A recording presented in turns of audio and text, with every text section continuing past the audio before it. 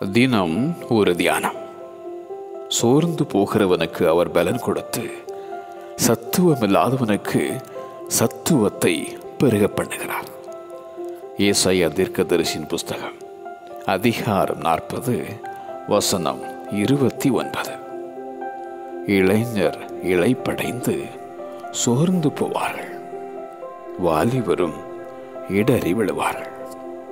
கர்த்தருக்கு காத்திருக்கிறவர்களோ புது பலனடைந்து கழுகுகளைப் போல செட்டைகளை அடித்து எழும்புவார்கள்.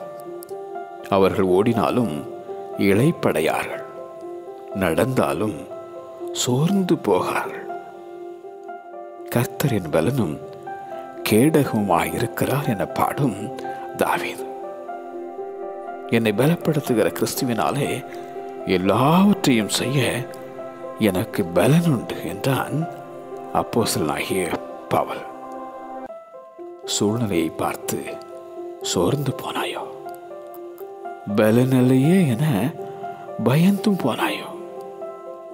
கர்த்தருக்கே நீ காத்திரு.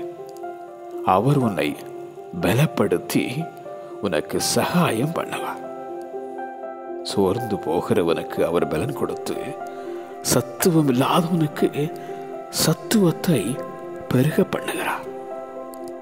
சோர்ந்து போகிறவனுக்கு அவர் பலன் கொடுத்து, சத்துவமில்லாதவனுக்கு சத்துவத்தை பெருக பண்ணுகிறார். ஆமென்.